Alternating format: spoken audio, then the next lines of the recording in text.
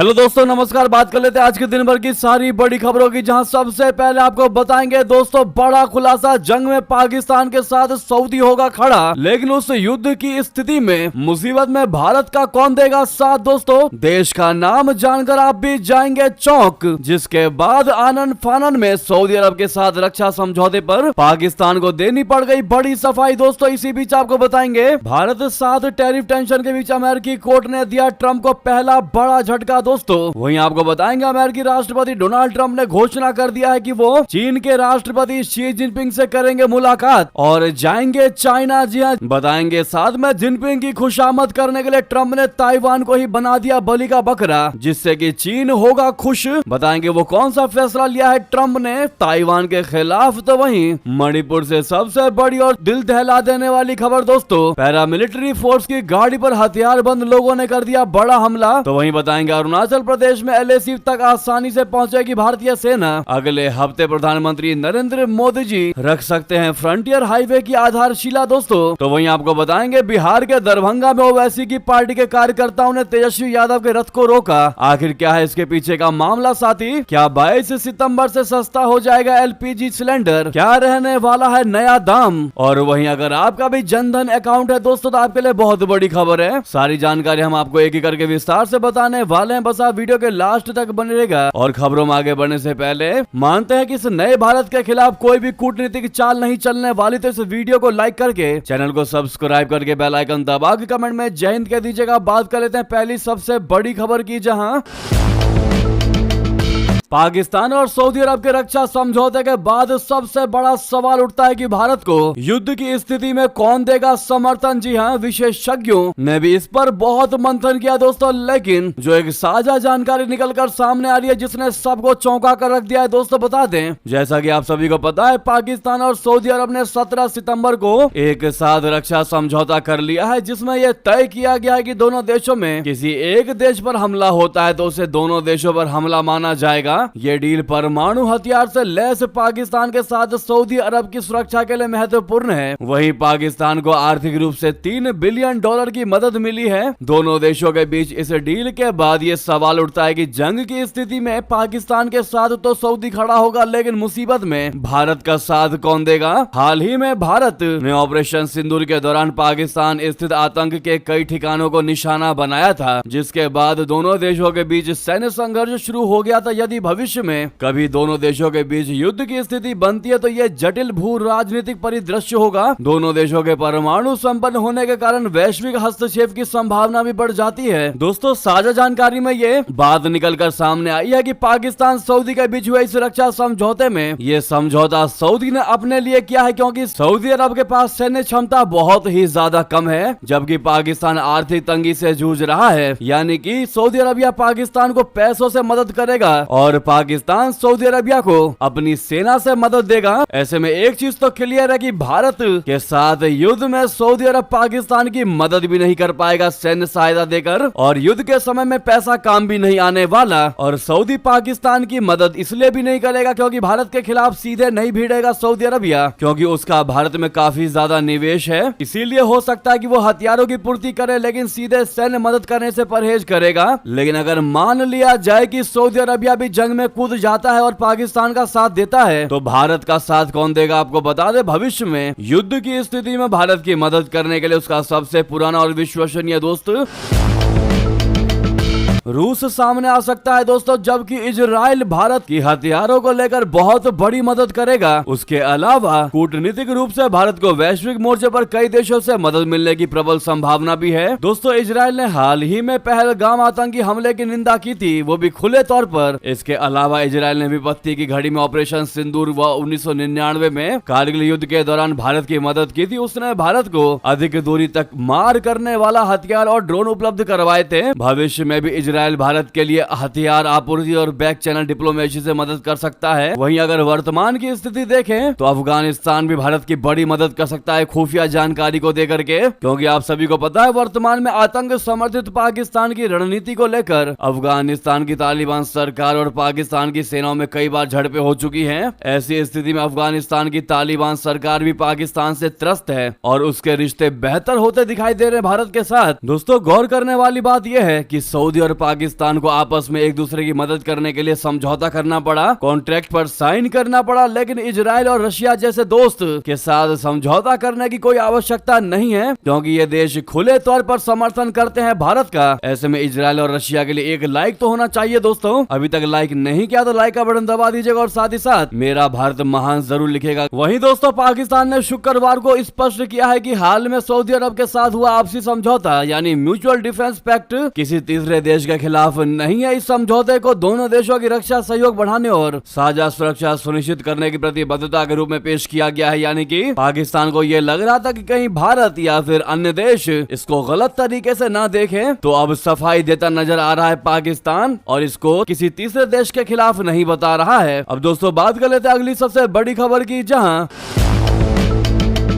राष्ट्रपति Donald Trump ने Florida में अमेरिकी दैनिक समाचार पत्र द न्यूयॉर्क टाइम्स पर $15 अरब का मानहानि केस दर्ज कराया था, जिसे कोर्ट ने अब खारिज कर दिया। ट्रंप ने आरोप लगाया था कि ये अखबार उनके खिलाफ दशकों से झूठ का अभियान चला रहा है। उन्होंने आरोप लगाया कि अमेरिका के दैनिक समाचार पत्र में उन पर, उनके परिवार, उनके व्यवसायों और उनके राजनीतिक आंदोलन को सुनियोजित तरीके से निशाना बनाया जा रहा है। अब ऐसे में न्यूज एजेंसी राइटर्स की रिपोर्ट के मुताबिक अमेरिकी कोर्ट के जज स्टीवन मेरिडे ने ट्रंप को संशोधित शिकायत दर्ज करने को लेकर 28 दिनों का समय दिया। उन्होंने कहा है कि डोनाल्ड ट्रंप ने संघीय नियमों का उल्लंघन किया है, जिसके लिए उन्हें स्पष्ट बयान देना जरूरी है। कोर्ट ने कहा है कि ट्रंप को बताना होगा कि अखबार को क्यों नहीं राहत मिलनी चाहिए। ट्रंप ने अपनी शिकायत में 2 जर्नलिस्ट की ओर से लिखे गए आर्टिकल और एक बुक का नाम दिया है दोस्तों, यानी कि अमेरिकी राष्ट्रपति ट्रंप ने न्यूयॉर्क टाइम्स अखबार और इसके 4 पत्रकारों के खिलाफ सोमवार को $15 अरब का मानहानि का मुकदमा दायर किया था, जिसे कोर्ट ने अब खारिज कर दिया। जी हाँ, और 28 दिनों का समय दे दिया है कि इन 28 दिनों के भीतर तुम ये बताओ कि इस अखबार को क्यों राहत नहीं मिलनी चाहिए, उधर बता दें।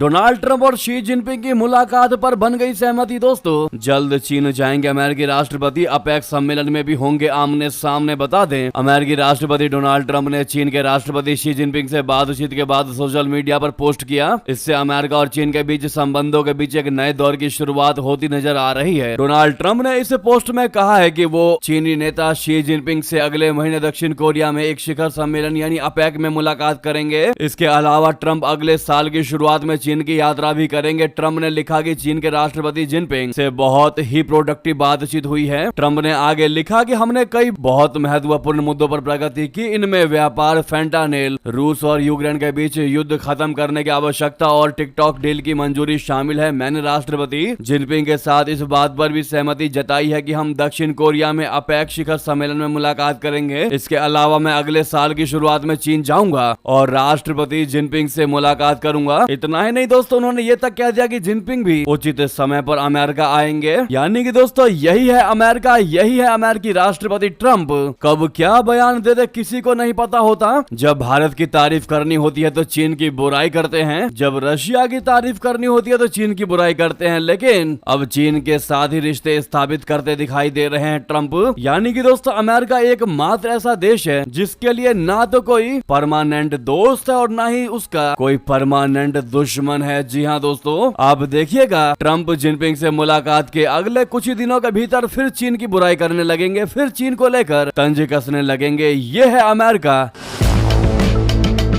इतना ही नहीं दोस्तों, अभी जैसा कि ट्रंप चीन के साथ में रिश्ते स्थापित करने वाले हैं या कर रहे हैं, तो चीन को खुश करने के लिए अब उन्होंने ताइवान को ही बलि का बकरा बना दिया। दोस्तों अमेरिका ने रोक दिया $400 मिलियन का पैकेज। जी हाँ, अमेरिकी राष्ट्रपति ट्रंप ने ताइवान के लिए $40 करोड़ यानी करीब करीब अगर इंडियन में बात करें तो करीब 3300 करोड़ रुपए के सैन्य पैकेज को मंजूरी देने से इनकार कर दिया है। ट्रंप का यह कदम चीन के साथ व्यापार समझौते को आगे बढ़ाने की कोशिश का हिस्सा माना जा रहा है। ऐसे में ताइवान को अमेरिका से धोखा मिलने की आशंका जताई जा रही है और ताइवान को बलि का बकरा बनाए जाने की आशंका है। वॉशिंगटन पोस्ट की रिपोर्ट के मुताबिक अमेरिका जो है वो ताइवान को चीन के खिलाफ लगातार हथियार मुहैया कराता रहा है। हाल ही में गोला बारूद और ड्रोन भेजे जाने थे, लेकिन ट्रंप प्रशासन ने इस पर रोक लगा दी। अमेरिकी अधिकारियों का कहना है कि ये ताइवान को समर्थन देने के वॉशिंगटन के पुराने नजरिए से बड़ा बदलाव है। देखा दोस्तों, हमने जो कहा वही चीज हो रहा है कि भारत की तारीफ करनी है तो चीन की बुराई कर देनी है, चीन की तारीफ करनी है तो अमेरिका को पता है कि चीन और अमेरिका के बीच में ताइवान को लेकर ही झड़पें रहती हैं, तो अब ताइवान का पैकेज ही रोक दिया। जी हाँ दोस्तों, इस पर आपकी जैसी भी राय हो बताना बिल्कुल मत भूलिएगा। अमेरिका की दोगली नीति को लेकर नेक्स्ट खबर की बात कर लेते हैं, जहां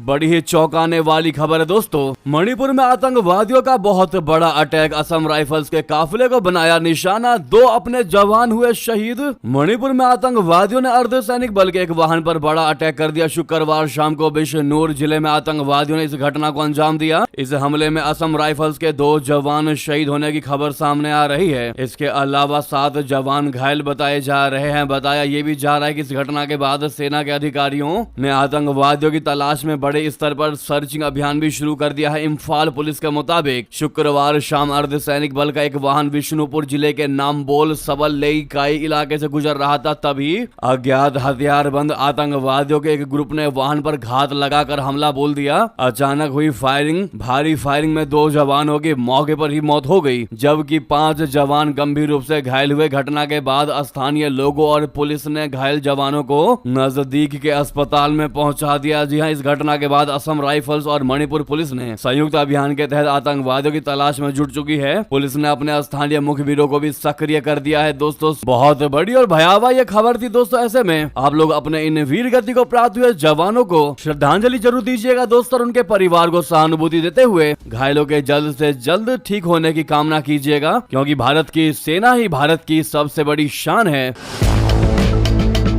अगली खबर की बात करते हैं, जहां अरुणाचल में एलएसी तक आसानी से पहुंचेंगी भारतीय सेना। अगले हफ्ते प्रधानमंत्री मोदी जी रख सकते हैं फ्रंटियर हाईवे की आधारशिला। बता दें, अरुणाचल प्रदेश में फ्रंटियर हाईवे की आधारशिला अगले हफ्ते प्रधानमंत्री नरेंद्र मोदी जी रख सकते हैं। इस हाईवे से न सिर्फ लाइन ऑफ एक्चुअल कंट्रोल यानी एलएसी के पास तक कनेक्टिविटी बढ़ेगी, बल्कि अरुणाचल प्रदेश की एक घाटी से दूसरी घाटी में जाना भी आसान होगा और स्थानीय लोगों को भी इसका फायदा मिलेगा। फ्रंटियर हाईवे भारत तिब्बत चीन म्यांमार बॉर्डर के पास बनाया जा रहा है। ये रोड प्रोजेक्ट कई जगह पर एलएसी से 20 किलोमीटर की दूरी से गुजरेगा। ये हाईवे बोमडीला से शुरू होगा और नफरा हुरी और मैनी गैंग से होते हुए भारत म्यांमार सीमा के पास स्थित विजयनगर में खत्म होगा। ये 1600 से ज्यादा गांवों को आपस में जोड़ेगा। अरुणाचल फ्रंटियर हाईवे को NH913 भी कहा जाता है। इस हाईवे के पूरा होने के बाद भारत की फौज को एलएसी तक जल्दी पहुंचने और रसद सहित दूसरे सैन्य साजो सामान एलएसी के पास पहुंचाने में मदद मिलेगी। फ्रंटियर हाईवे करीब 1800 किलोमीटर का प्रोजेक्ट, जिसमें करीब 600 किलोमीटर का काम BRO यानी बॉर्डर रोड ऑर्गेनाइजेशन कर रहा है। अगली खबर की बात करते हैं, जहां पर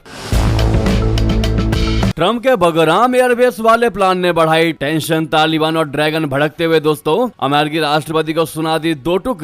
अमेरिकी राष्ट्रपति ट्रम्प ने अफगानिस्तान बगराम हवाई अड्डे पर दोबारा कब्जा करना चाहते हैं, ऐसी दलील दी है। पिछले दिनों इसको लेकर ट्रम्प ने चीन और तालिबान सरकार के सामने इस प्रस्ताव को आगे रखा। शुक्रवार को दोनों देशों ने ट्रम्प को तगड़ा झटका देते हुए बड़ा बयान दे दिया। दोनों देशों ने ट्रम्प के इस प्रस्ताव को अस्वीकार करते हुए खारिज कर दिया है। चीन का कहना है कि इससे क्षेत्रीय टकराव भड़क सकता है। वहीं तालिबान का कहना है कि अफगानिस्तान ने कभी भी विदेशी सैन्य उपस्थिति को स्वीकार नहीं किया है, इसी वजह से वे ट्रम्प के इस प्रस्ताव को अस्वीकार करते हैं। करीब 7 साल पहले 2021 में तत्कालीन राष्ट्रपति बाइडेन के आदेश पर अमेरिकी सैनिकों ने बगराम हवाई अड्डे को छोड़ दिया था। इसके बाद तालिबान ने काबुल पर कब्जा कर लिया था। असल में बगराम हवाई अड्डा काबुल में है, यहाँ से कई देशों पर सीधी नजर रखी जा सकती है। अमेरिकी राष्ट्रपति ट्रम्प ने गुरुवार को ब्रिटेन में मीडिया से बात करते हुए कहा कि वो बगराम हवाई अड्डे को वापस पाने की कोशिश कर रहे हैं। ट्रम्प का कहना है कि ये हवाई अड्डा चीन के परमाणु हथियार बनाने वाले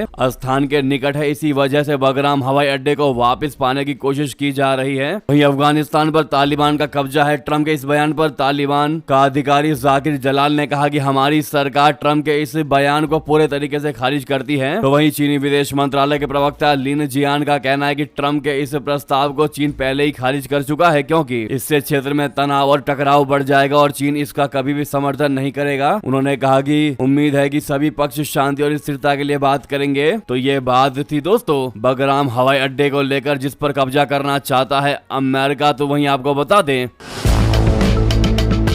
यूरेशिया ग्रुप के अध्यक्ष ने की प्रधानमंत्री मोदी जी की तारीफ, कहा अंतर्राष्ट्रीय मंच पर ट्रंप को किया शर्मिंदा। जी हां, राजनीतिक विज्ञानी और यूरेशिया ग्रुप के अध्यक्ष इयान ब्रेमर ने ऑपरेशन सिंदूर के बाद मई में भारत पाकिस्तान तनाव बढ़ाने पर अमेरिकी राष्ट्रपति ट्रंप के मध्यस्थता के दावों को सार्वजनिक तौर से खारिज करने के लिए प्रधानमंत्री नरेंद्र मोदी जी की जमकर तारीफ की। शुक्रवार को एक साक्षात्कार के दौरान ब्रेमर ने इसे अन्य वैश्विक नेताओं की चुप्पी पर अलर्ट प्रधानमंत्री मोदी का साहसी कदम करार दिया। ब्रेमर ने कहा कि ट्रंप का रवैया था, मैं ताकतवर हूं, राष्ट्रपति हूं, मेरी बात माननी होगी, लेकिन मोदी जी ने चीन और रशिया की तरह उनका सामना किया। प्रधानमंत्री मोदी ने साफ कह दिया कि अमेरिका की इसमें कोई भूमिका नहीं थी। उन्होंने ये कहकर ट्रंप को अंतर्राष्ट्रीय मंच पर शर्मिंदा किया। ब्रेमर के मुताबिक मोदी जी का ये फैसला सोचा समझा था, इससे इन्हें घरेलू राजनीति में मजबूती मिली और उनकी अमेरिका से अलग स्वतंत्र छवि भी दिखाई दी, जो अमेरिका के अधिकतर सहयोगी दल देशों में नहीं दिखाई देती। उन्होंने ब्रिटेन के प्रधानमंत्री कीर स्टारमर का उदाहरण देते हुए कहा कि स्टारमर ने अपने ट्रंप की नीतियों को नापसंद करने के बावजूद उन्हें खुश करने के लिए कोशिशें की ताकि बेहतर समझौते मिल सके। वहीं अधिकतर नेता ट्रंप की तारीफ के पुल बांधते रहे, लेकिन मोदी जी ने उन्हें सबके सामने चुनौती दे दी और घरेलू स्तर पर फायदा उठाया। हालांकि ब्रेमर ने कहा कि देखना होगा इसका असर दोनों देशों के सुरक्षा और आर्थिक रिश्तों पर पड़ता है या नहीं पड़ता। वहीं दोस्तों, अपने भारत ने फलस्तीन के समर्थन में मतदान किया। 145 देश आए साथ। UNGA में भारत ने उस प्रस्ताव के पक्ष में मतदान किया जिसमें फलस्तीन के राष्ट्रपति महमूद अब्बास को वर्चुअल माध्यम से भाषण देने की अनुमति देने की बात थी। ये कदम तब उठाया गया जब ट्रंप प्रशासन ने अब्बास का अमेरिका का वीजा रद्द कर दिया।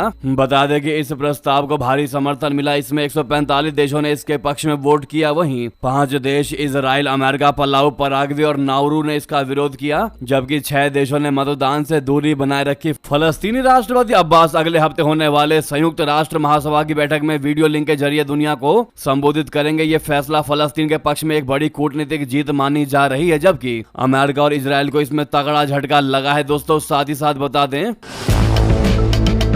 हाल ही में खालिस्तानी संगठन द्वारा कनाडा स्थित भारतीय वाणिज्य दूतावास को धमकी दे जाने पर अब भारत सरकार ने कड़ी प्रतिक्रिया दी। विदेश मंत्रालय ने कहा है कि भारतीय दूतावासों की सुरक्षा की जिम्मेदारी पूरे तरीके से कनाडा के सरकार की है। इस संबंध में दोनों देशों के राष्ट्रीय सुरक्षा सलाहकारों के बीच द्विपक्षीय बातचीत भी हुई। शुक्रवार को एक प्रेस कॉन्फ्रेंस के दौरान विदेश मंत्रालय के प्रवक्ता रणधीर जायसवाल जी ने भारतीय दूतावासों और कॉन्सुलेट की सुरक्षा की जिम्मेदारी कनाडा सरकार यानी मेजबान सरकार की है। जब भी कोई चिंता होती है तो हम उसे संबंधित पक्ष के सामने उठाते हैं। उन्होंने बताया कि हाल ही में भारत और कनाडा के राष्ट्रीय सुरक्षा सलाहकारों के बीच नियमित द्विपक्षीय मीटिंग हुई थी, जिसमें इस मुद्दे को प्रमुखता से उठाया गया। दोस्तों, दरअसल भारत और कनाडा के बीच राजनयिक संबंधों में सुधार से खालिस्तान समर्थक अलगाववादी तिलमिला गए। अमेरिका स्थित खालिस्तानी चरमपंथी समूह 6 फॉर जस्टिस यानी SFJ के वैंकूवर स्थित भारतीय वाणिज्य दूतावास की घेराबंदी करने की धमकी दी थी। इस खालिस्तानी चरमपंथी गुट ने धमकी दी थी कि वो 18 सितंबर को भारतीय वाणिज्य दूतावास पर कब्जा कर लेगा, जिसके जवाब में दोस्तों भारत की विदेश मंत्रालय ने तगड़ा जवाब दिया है। नेक्स्ट खबर की बात करते हैं, जहां रूस के 3 लड़ाकू विमान नाटो के हवाई क्षेत्र में घुसे, बढ़ गया तनाव। अब बस ट्रंप के इशारे का है इंतजार। जी हां, रशिया के 3 MiG-31 लड़ाकू विमानों ने शुक्रवार को नाटो सदस्य एस्टोनिया के हवाई क्षेत्र में बिना अनुमति प्रवेश कर लिया और करीब 12 मिनट तक फिनलैंड की खाड़ी के ऊपर उड़ान भरी। यह घटनाक्रम एस्टोनिया के लिए एक बार फिर सुरक्षा चिंता का विषय बन गया है, क्योंकि रशिया ने इस वर्ष अब तक 4 बार एस्टोनिया के हवाई क्षेत्र का उल्लंघन किया है। इस बीच नाटो सदस्य देश इस रूसी कदम के जवाब में रणनीतिक कार्रवाई की योजना बना रहे हैं, लेकिन इसको लेकर अमेरिकी राष्ट्रपति डोनाल्ड ट्रंप के इशारे और सहमति का इंतजार भी चल रहा है। वहीं दोस्तों, यूनाइटेड नेशन में अमेरिका ने दिया पाकिस्तान को तगड़ा झटका, बलूच लड़ाकों पर नहीं लगाया बैन। अमेरिका और फ्रांस ने मिलकर पाकिस्तान के मंसूबों पर पानी फेर दिया है। पाकिस्तान ने चीन की मदद से यूनाइटेड नेशन में बलूचिस्तान से जुड़े 2 संगठनों को बैन कराने का प्रस्ताव रखा था, लेकिन इंग्लैंड, फ्रांस और अमेरिका ने मिलकर चीन पाकिस्तान के इस प्रस्ताव को वीटो कर दिया। पाकिस्तान ने बलूचिस्तान लिबरेशन आर्मी यानी BLA और उसकी मिलिट्री विंग मजीद ब्रिगेड को वैश्विक आतंकी घोषित करने का प्रस्ताव रखा। यहां तक कि चीन ने भी पाकिस्तान के प्रस्ताव को समर्थन दिया, लेकिन अमेरिका, इंग्लैंड और फ्रांस ने प्रस्ताव को वीटो कर दिया। अमेरिका ने यह कहकर चीन पाकिस्तान के प्रस्ताव को खारिज कर दिया कि जिन सेक्शन के तहत पाकिस्तान ने BLA और मजीद ब्रिगेड को वैश्विक आतंकी घोषित करने की अपील की थी वो लागू नहीं होता है और हमारे पास पर्याप्त सबूत भी नहीं है। अभी हमें और सबूत को जुटाने की आवश्यकता आवश्यकता है, जिसने वाकई में दोस्तों पाकिस्तान को बहुत बड़ा तगड़ा झटका दे दिया, जिसको ये लग रहा था कि अमेरिका उसके समर्थन में लगातार उतरता दिखाई दे रहा है। तो वो इस मुद्दे में भी पाकिस्तान का साथ देगा, लेकिन ऐसा नहीं हुआ दोस्तों। उधर बता दें,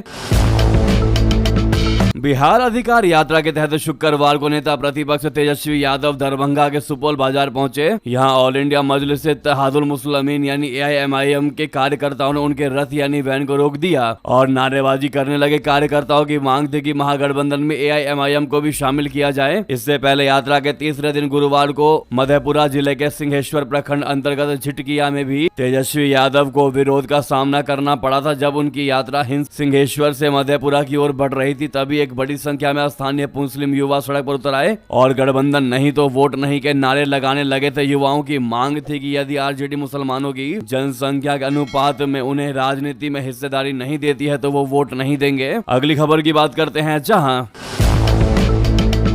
GST काउंसिल की हाल ही में हुई बैठक के बाद GST दरों में कई अहम बदलाव किए गए हैं। ऐसे में क्या 22 सितंबर से सस्ता हो जाएगा LPG सिलेंडर? बता दें, GST दरों में कई अहम बदलाव के चलते रोजमर्रा की जिंदगी में इस्तेमाल होने वाली कई चीजें सस्ती हो जाएंगी, जैसे कि शैम्पू, साबुन, बेबी प्रोडक्ट्स, हेल्थ ड्रिंक्स वगैरह वगैरह। अब लोगों के मन में ये बड़ा सवाल है कि क्या 22 सितंबर के बाद नई दरों के लागू होने के बाद क्या LPG सिलेंडर यानी घरेलू सिलेंडर के दाम भी घटेंगे? चूंकि हमारे देश में खाना पकाने के आमतौर पर LPG यानी लिक्विफाइड पेट्रोलियम गैस का बड़े पैमाने पर इस्तेमाल होता है। ऐसे में इसकी कीमतों में घट बढ़ का असर करोड़ों की तादाद में लोगों पर असर डाल सकता है। इसके अलावा कमर्शियल LPG का इस्तेमाल होटलों, रेस्टोरेंट व अन्य व्यापारिक उद्देश्यों के लिए किया जाता है। ऐसे में सवाल यह है कि सस्ते होंगे या नहीं सिलेंडर? तो आपको बता दें, चूंकि घरेलू और कमर्शियल LPG सिलेंडर अलग अलग होते हैं, इसीलिए इन पर मौजूदा समय में GST की अलग अलग दरें लगाई जाती हैं। अभी घरेलू सिलेंडर पर 5% GST वसूला जाता है, जबकि कमर्शियल सिलेंडर पर 18% GST लगता है। 3 सितंबर को हुई GST काउंसिल की बैठक में आम लोगों की रसोई में खाना पकाने के लिए इस्तेमाल होने वाले घरेलू यूज वाले LPG सिलेंडर पर GST दरों में कोई बदलाव नहीं किया, यानी कि इन पर पहले की ही तरह 5% बोले तो 2.5% CGST प्लस 2.5% SGST वसूला जाएगा। अभी दिल्ली में 14.2 किलोग्राम वाले घरेलू LPG सिलेंडर की कीमत 853 रुपए है। वहीं कमर्शियल यूज वाले सिलेंडर पर भी पहले की ही तरह 18% GST लगाया जाएगा।